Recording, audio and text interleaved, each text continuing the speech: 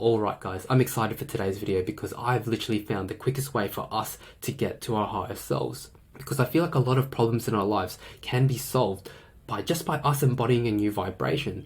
So whenever we're feeling stagnant in life, or whether we even feel like we're at rock bottom, when we're feeling powerless in changing our situation, or whenever we feel the resistance towards taking action towards our goal, all of this can be solved just by simply embodying a new vibration, of embodying the state of our higher self. And there's this quote which I really like, which goes, "The universe is telling you, show me a new vibration, and I will show you miracles." And I don't think that quote is an exaggeration, because I believe in a higher vibrational state, that is when the universe is conspiring to help you. That is when you start to see synchronicities in your life. That is when you start to see doors open that you never knew existed, because you were viewing the world in a low vibrational state. When you're in a low vibrational state, you don't see the world clearly.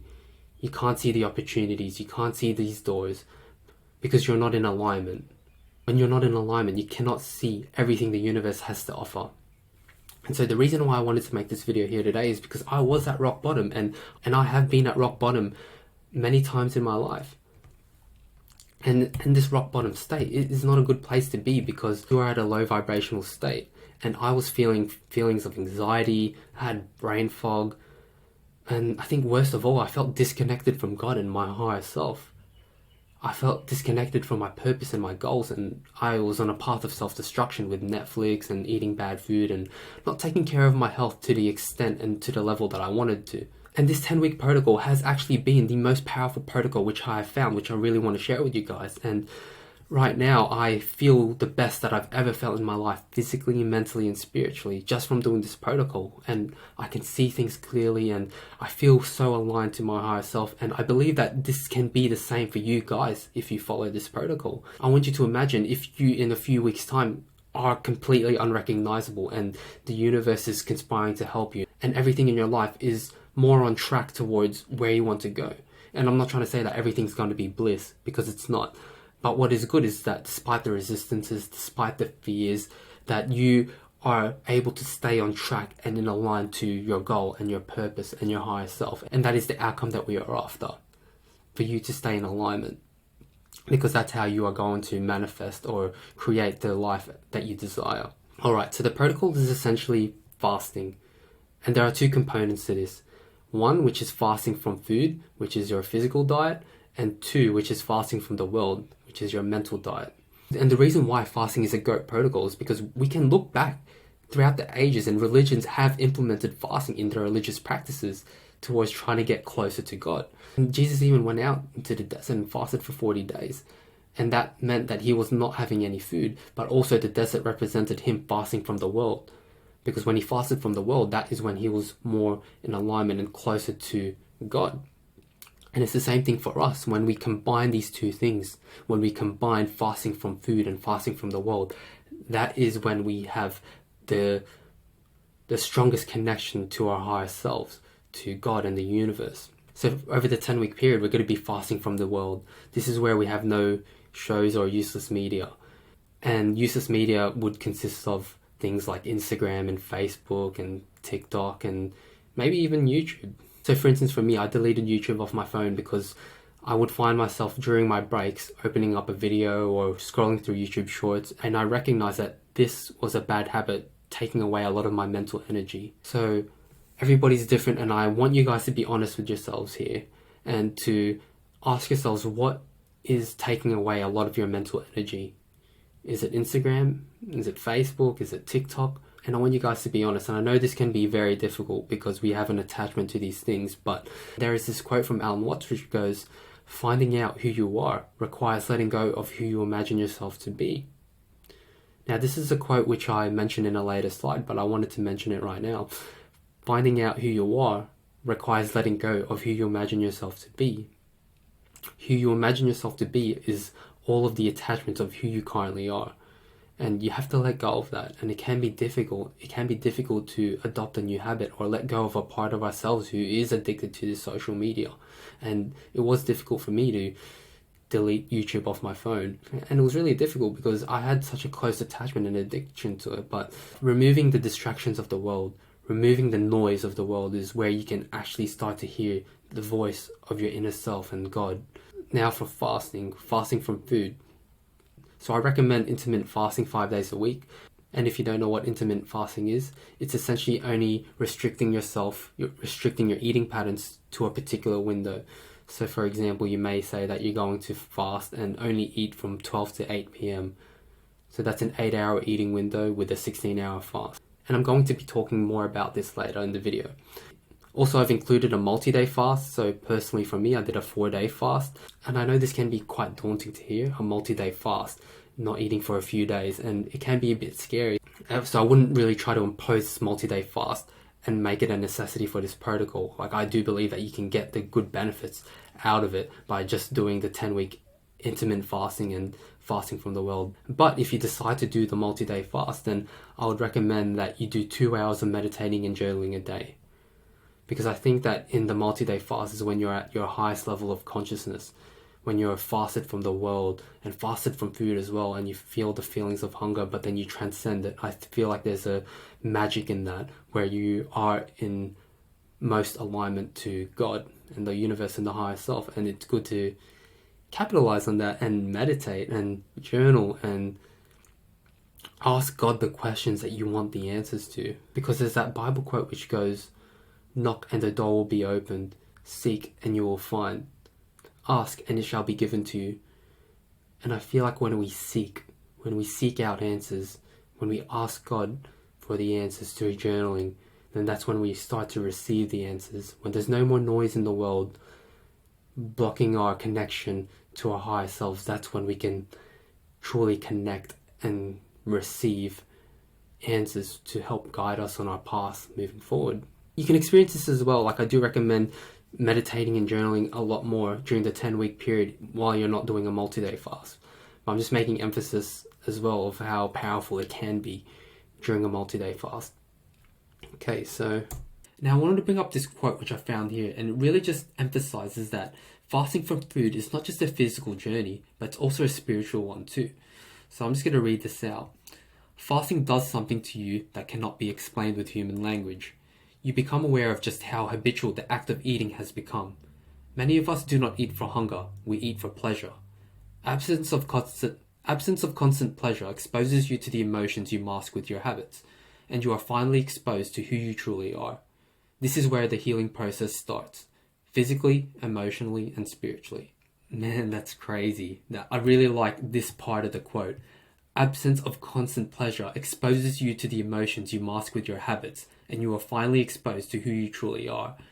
Now, at the beginning of the video, I said that I had a bad eating habit during the weekends where I'd go absolutely mental and I'd just eat burgers and I'd go crazy. I'd eat McDonald's. I've got that My Macca's app and I'd always be trying to look for good deals. And it made me think, what am I even trying to run away from? With all this comfort eating of eating Macca's and like bullshit foods, what emotions am I trying to run away from when I comfort eat? And that was a difficult question to really ask myself. And that's why I really advocate for fasting, because hunger is one of the strongest emotions that we feel. It is linked with our survival. But if we ignore this emotion and we transcend it, then what other emotional patterns in our life can we identify and then ignore and then transcend? Because I think, like, for example, the feeling of fear. The feeling of fear, I think, is the feeling that I have been running away from through comfort eating. Whenever I feel fear and anxiety of the future, of how things are going to pan out, then I would like to escape that by eating a lot of food. But if I'm unable to eat from fasting, then what's the other option? Then I'm going to have to feel this emotion and to actually understand it and to bring it to light, to shine the light of consciousness on this darker aspect of yourself which you're trying to run away from, which is the shadow. You're trying to run away from the shadow when you comfort eat. And that's what I'm doing. That's what I was doing. But with fasting, I'm forced to confront my demons, confront this shadow, and I can't run away from it. I found that the biggest shadow was just fear. I'm able to, from this heightened state of consciousness, when I transcend the feeling of hunger, I'm able to really narrow down on the feeling of fear and to truly understand it and to shine the light of my consciousness on this shadow and to see it for what it really is, which is just an emotion. We do not need to act based on how we feel. We can transcend that. We can look at our emotions from a bird's eye view and then make a decision like with our free will. Like God gave us free will. We don't necessarily need to act on every single emotion that we feel. We can analyze our feeling and then act accordingly. How you do anything is how you do everything. So if you're able to identify the feeling of hunger and to see it for what it really is, which is an emotion, and to transcend it, then you are going to be able to have the power to do that with other emotions that you feel in your life, which have been potentially subconsciously controlling you, like fear. And this is a quote from Alan Watts, which goes, "Finding out who you are requires letting go of who you imagine yourself to be."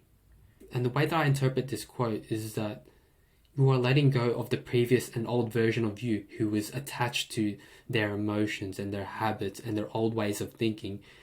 And you are becoming the higher self version of you, the one that's more powerful, the one who's in control, the one who's not an unconscious passenger to life, but the one who is a conscious creator, the one who can consciously create and carve out the path towards the reality that you want to experience.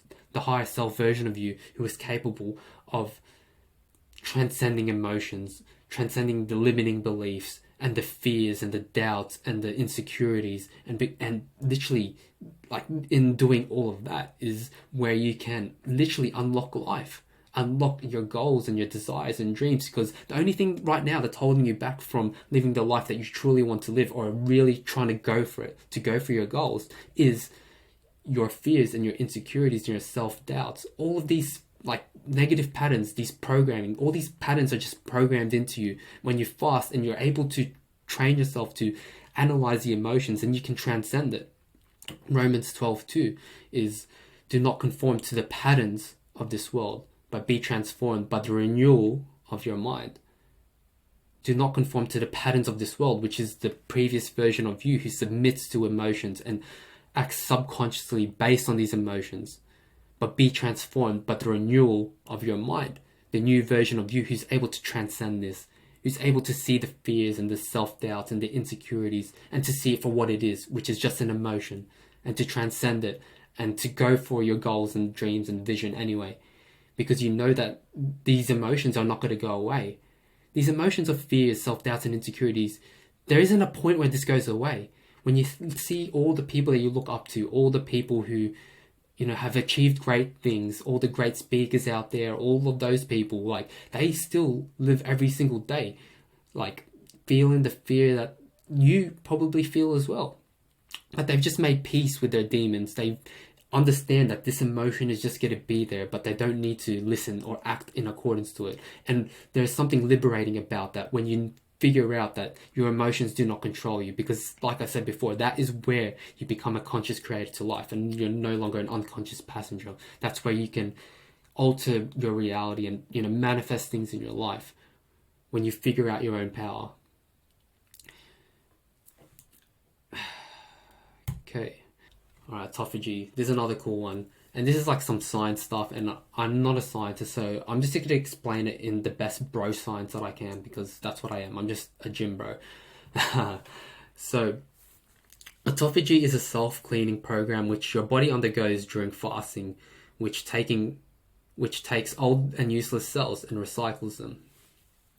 So essentially, yeah, like, you've got all these dead cells and all this like useless shit in your body, and only through fasting is when this self-cleaning program called autophagy starts to go around your body and transmutes the useless cells into more useful stuff in your body. Because I think when your body's in a state of survival, it's like, oh damn, we got no food, we're gonna need to try to use our resources to the best of our ability, and that's why it starts to recycle and repurpose these useless cells.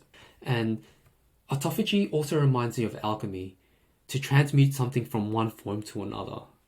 And man, that is like freaking insane, like to transmute something from one form to another. Because in a similar way, in the previous slide, that's essentially what we're doing. We're essentially becoming alchemists of our own emotions. In the previous slide, I basically talk about alchemy, of how we are being the alchemists of our emotions, how we can feel the emotion of something, but then we can ignore or transmute it into another form which is more beneficial towards our goal, which is towards our higher self. So if you feel the emotion of fear, we can feel the emotion. We don't need to act based on the fear, but we can transmute that fear into something else, something more productive, like action towards our goal. So in a similar way, our body is in a way performing alchemy, but this is in like the microbiological scale, which is insane because it reminds me of this quote from Hermes Trismegistus, which goes, "As above, so below, as within, so without, as the universe, so the soul." And the reason why this quote resonates so much with me is because like this alchemy is happening at different planes of existence. So in the spiritual plane, you're like alchemizing your lower vibrational state to a higher vibrational state. You're alchemizing your lower self to become your higher self. At a physical level, you're alchemizing useless cells to more productive cells in your body. And at a mental and emotional level, you're alchemizing like feelings and emotions of like fear and anxiety and self-doubt into productive action towards your goal, towards your higher self. That's why I like this quote, "As above, so below, as within, so without, as the universe, so the soul." Because I can even go further than that and say that as the universe, so the soul, that when you transform yourself, then the world around you will transform. That's what these quotes are trying to say. Like, you will see the world outside of you change when you change yourself within. If you want to change the world, first start with yourself. And that's a quote by Rumi, which resonates with this. This is also like a psychological death and rebirth. You know that mythology or that archetype of the phoenix who must first burn to ashes before it rises up again in all its glory. Then that's the same thing here. It's sort of like a death of like your old self to become your new self, which is also pretty cool. Okay, so these are the essentials for the multi-day fast. And I know I wrote 4-day fast here, but you can do whatever you're comfortable with. If you're comfortable with like a 24-hour, 48-hour, 72-hour, or a 4-day fast. But I do recommend looking at the literature. I do believe that autophagy or the benefits of a multi-day fast begin at day 2. So maybe a 48-hour fast would be a good goal to go for. And maybe you can even just work your way up from there to see how you go. But essentially for the 4-day fast that I did was I had sparkling water. Oh man, this was an essential because I was getting so hungry and my stomach was rumbling, and this sort of just made me feel a bit full. Also, you had sparkling natural mineral water. Had some minerals in it. I don't know what the hell they do. I'm not a scientist, but minerals sound like it's a good thing for you, so I got this one. Also, Himalayan salt. I'm not a scientist, but I think I know why Himalayan salt's good. I think that salt just helps you retain water in your body, so that's good.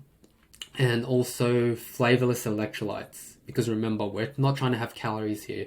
So I'm iffy about the flavored electrolyte drinks because they may have something like some calories in it, like some sweeteners, which may potentially break the fast. So I do recommend flavorless electrolytes for a multi-day fast.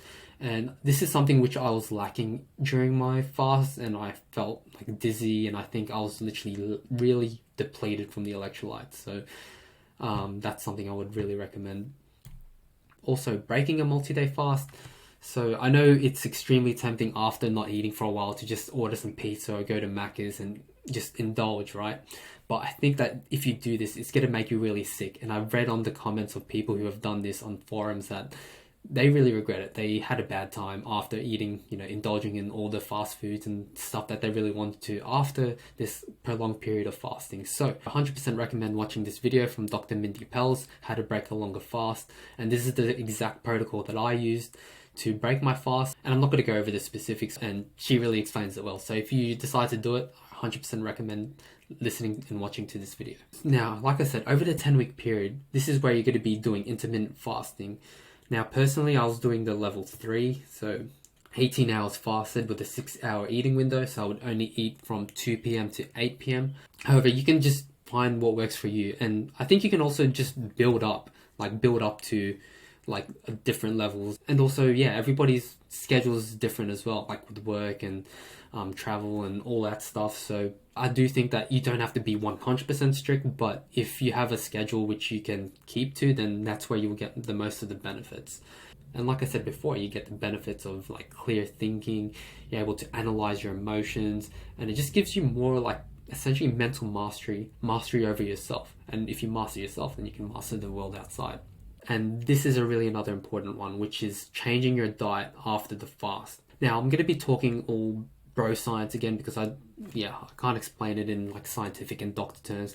But essentially what like happens is that your gut microbiome changes after the fast. So it's sort of like a hard reset on your gut microbiome. And I think that your gut microbiome is in charge of things like, you know, building neurotransmitters and hormones and stuff like serotonin, which regulate your moods and your emotions. And that all that stuff comes from your gut. And when you fast, your gut undergoes a hard reset.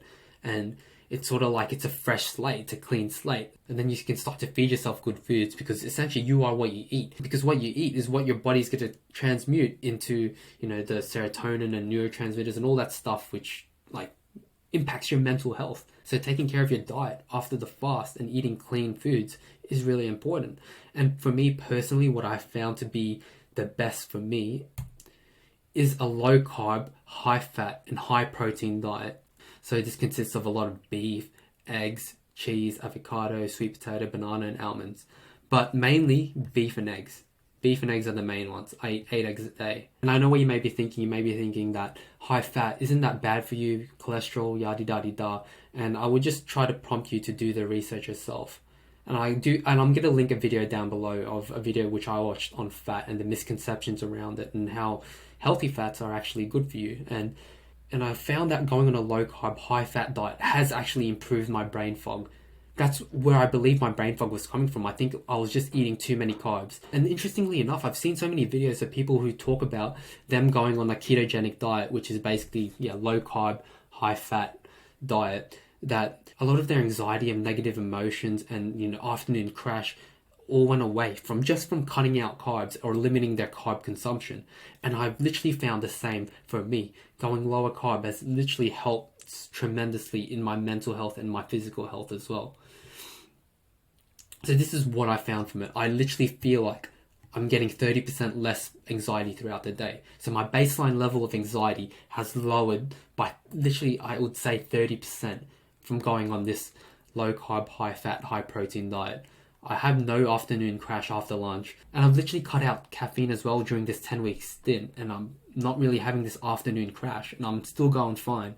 And I don't have brain fog from all the carbs. Also, no more processed food and no more fast food. So this was a big challenge for me. Getting rid of these. Okay. For my results, like I said before, I've got the physical results, which were really good as well, coming out of this. So I ended up losing around 5 kilos. I think that was mainly 5 kilos of fat. I really wish I did a body scan to see the exact amount. But I also think that since I was high protein as well and I was still training during the fasting period, that I maintained my muscles as well. And one cool thing which I found is that I think my body has become fat adapted. So if you go on a low carb, high fat diet, then you're sort of training your body to use fat as fuel instead of carbs. So if you're also doing intermittent fasting and having a high fat diet, then I believe that your body is just going to be conditioned to use fat as the fuel instead of the carbs. And I tried to prove this to myself. So I woke up one morning and decided to try to do a half marathon while fasted. So I didn't eat anything at all in the morning. I just stretched, warmed up, and then went for a run. And this was 0 carbs. I believe that my body was just using fat. And I did keep myself at a lower heart rate zone. So, and I know I'm going on a bit of a tangent here, but I do want to say that if you run at a particular heart rate zone called zone 2, then your body's using fat as fuel rather than glycogen, which comes from carbs. And that's what I wanted to test out. So most of this run I was doing in zone 2, and I felt like I could have kept going. It was only my legs which were hurting a lot, but I feel like I had the energy to keep going if I needed to. So yeah, that's just a testament to doing the high fat diet with intermittent fasting. Feel better than ever, shredding fat as well. And yeah. Okay, so like I said, if you're doing a mental diet, then I would really recommend meditation and journaling, especially the journaling, because once you detach yourself from all your emotions and things which have been running subconsciously in the background, blinding you from, you know, the truth of who you can be, then that's the perfect opportunity to delve in and do the inner work. And I would really recommend that you do the inner work. And I've got this free worksheet. It's a high self worksheet, which just gives you a bit of journaling prompts to really try to delve deep and try to figure out what you truly want, and to try to figure out all your fears and the things that are holding you back, so you can transcend and go for it, and to, actualize your dreams, self-actualize, and become the version of you that you can be. Also, if you want to connect with me and other like-minded people, I've got this free Discord community, link down in the description below to join, and this is where you can connect with me. And I've made this 10-week protocol channel in the Discord community so you can share your journey and join other like-minded people on the same protocol. And you can also treat it as your accountability, because I have found in the past that having accountability partners is just so good in propelling you forward. So this is a really good way to kickstart your transformation and to meet other like-minded people. You can also connect with me here. You can message me through Discord if you have any questions about fasting and transformations, or if you have any other just general questions about trying to reach your higher self. I'm happy to just talk and have a chat. You can reach me there. And yeah, hope you guys enjoyed this video, and I will see you guys in the next one. Peace.